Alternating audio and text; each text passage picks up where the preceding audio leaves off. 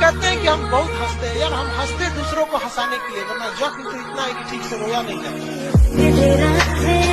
आप में से कोई अयोध्या जाएगा ना, तो अयोध्या में अगर आप जाइएगा तो वहां आपको एक राम रसोई मिलेगी।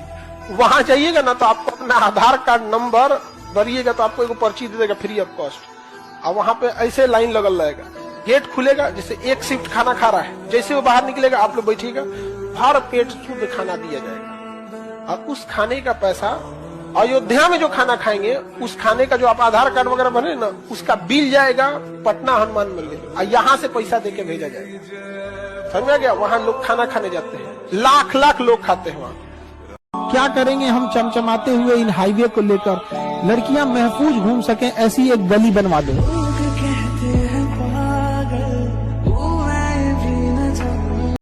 माँ बाप और शिक्षा, ये तीन ही ऐसे चीज हैं जो कभी आपके सकल सूरत से आपको नहीं वैल्यू देते, आपके अच्छे गुणों से आपको वैल्यू देते हैं। और ये तीनों लोग हारना चाहते हैं आप लोगों से। हर शिक्षक क्या चाहता है? आप आगे बढ़ के जाए। बरसात का दिन सबसे खराब दिन होता है। आपको बस किचकिचे दिखता है।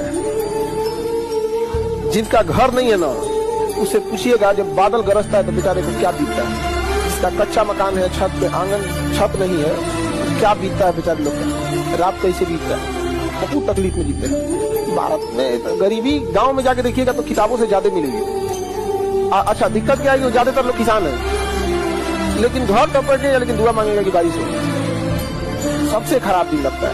सबसे बड़का मोटिवेशन वही होता है जो खून खौला देता है आपका। याद रखिएगा इन चीजों को। एक दिन सबका सूद समेत लौटाइएगा। माचिस से नहीं जलाइएगा, तरक्की से जला दीजिएगा उन लोग को, तरक्की से। बचपन में जब हम लोग स्कूल जाने का मन नहीं करता था तो माँ कितने प्यार से बहलाती थी, अच्छा ये ले लो, 1 रुपए ले लो। आज जब कमाने लगे तो समझ में आया कि उस लाखों रुपए की कोई अहमियत नहीं है जो स्कूल जाते समय माँ 1 रुपए दिया करती थी। प्यार मोहब्बत आपको हो ही जाता है, ये उम्र की गलती है। लेकिन सही क्या है कि आपके अंदर एक समझदारी रहनी चाहिए कि भाई साहब ये उम्र की गलती है तो इसे गलती भरी स्वीकार कीजिए। अपने आप को जीवन साथी बनाने की कोशिश मत करिए। बस ये एक समाज के लिए गलत है, हमारी संस्कृति के लिए नहीं है, तो आप करते हैं तो छूट के ही रहिए। लेकिन इस लेवल के रखिए कि भाई हमारी लाइफ अलग है, तुम्हारी लाइफ अलग है, तुम टेम्पोररी आए हो, नहीं तो इसमें चल जाओगे। ये हकीकत है कि स्किल्ड हमें अर्निंग करने के लिए मौका देता है। हम खुद इस बात के, हमको ये खुद अपने आप में हो सकता है कि हम गलत हों, लेकिन हम कहते हैं कि एक विद्यार्थी जीवन का 4 साल आपने ग्रेजुएशन कराया, 2 साल पीजी कराया, उसकी जिंदगी का सबसे बहुमूल्य 6 साल लिया, लेकिन वो अपने नॉर्मल बीए किए हुए सर्टिफिकेट पर और एमए किए हुए सर्टिफिकेट जिसमें उसने 6 साल खत्म किया है, उसके दम पे वो 15,000 20,000 की भी नौकरी ढूंढने जाएगा तो शायद उसको कोई छोटे जगह पे ना मिले, किसी जिला में ना मिले। तो फिर क्यों पढ़ाएं हम उसको? वो 6 साल उसका जिंदगी का बर्बाद कर दिए। उस 6 साल में उसको बढ़िया बढ़िया प्रोफेसर वगैरह, अर्निंग बहुत जरूरी है। ये भाषण देने के लिए अच्छा होता है कि शिक्षा का उद्देश्य संस्कार विकसित करना होता है। माँ बाप भी संस्कार सिखा देते हैं। ऐसे अनपढ़ लोग भी मिलेंगे, इतने संस्कारी होंगे कि पीएचडी किया हुआ इंसान उसके बाद में छोटा पड़ जाएगा। ये कहानी वगैरह नहीं होना चाहिए। आपके ग्रेजुएशन अगर कोई कर रहा है 4 साल का, आप उसको 3 साल जबरदस्त पढ़ाइए, आखिरी का 1 साल उसको बेहतर ढंग से स्किल्ड सिखाइए। चाहे उसको बेकरी सिखा सकते हैं, फ्रीलांसिंग सिखा सकते हैं, केपीओ बीपीओ कुछ भी सिखाइए, और 1 साल वो सीखे। और उसको सर्टिफिकेट तब तक मत दिया जाए, उसकी ऐसी व्यवस्था किया जाए ताकि वो कमा सके। जब वो 30-40 हजार कमा ले, इस ग्राउंड पे होना चाहिए कि अब हमारे कॉलेज ने तुम्हें अपने पैरों पे खड़ा कर दिया, ये लो सर्टिफिकेट। वरना 1 पन्ना का सर्टिफिकेट दे देता है, क्या काम आता है? 40 साल होने के बाद उसको फेंक देता है आदमी। याद रखिएगा, अगर आपको दूर तक मंजिल पे जाना है तो विवर्तन छोड़ना पड़ेगा, इधर उधर का रिफ्लेक्शन छोड़ना पड़ेगा, तब जाके आप अपनी कामयाबी पर दूर तक पहुंचेंगे। लेकिन आपको चाहिए इधर भी देखना है, इधर भी देखना है, ना हो तो नहीं होगा। You have to live better for the best. समझ में आ गया कि नहीं आ गया? अगर हीरे की तलाश है तो सोना को छोड़ना पड़ेगा। समझ में आ गया? जब भी कभी कोई कोयले के खदान में जाता है, हीरे तक पहुंचने के लिए उसे कोयला छोड़ना पड़ता है।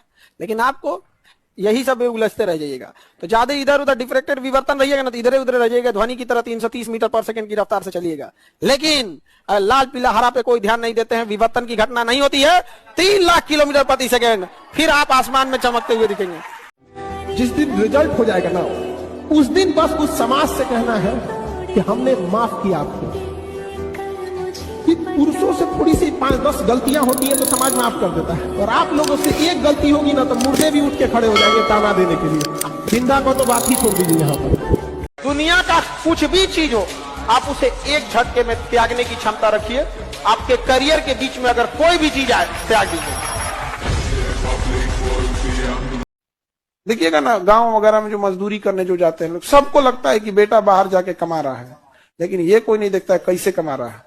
बेचारा चाहे जिस परिस्थिति में रहे। एक ट्रक वाले पे इतना अफसोस लग रहा था ना, रात में सोया था ट्रक के ऊपर, सामान लोड कर दिया था ट्रक के ऊपर, थका होगा बेचारा, यहाँ पे करवट लेते लेते किनारे आ गया, गिर गया बेचारा, गिर गया। और सीसीटीवी कैमरा था वहां पे कहीं लगाया होगा, गिर गया। और गिरने के बाद उठ के एकदम चला नहीं जा रहा था, फिर सहलाया 10 मिनट में, फिर अपने काम पे लग गया। कौन पूछता है उसको?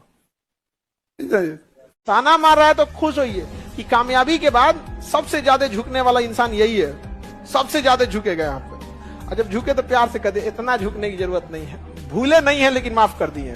कभी किसी को केवल माफ कर देंगे ना तो फिर सर पे चढ़ जाएगा, चाहे कितना भी करीबी हो। माफ कीजिए लेकिन उसे एहसास दिलाइए कि हम भूले नहीं है।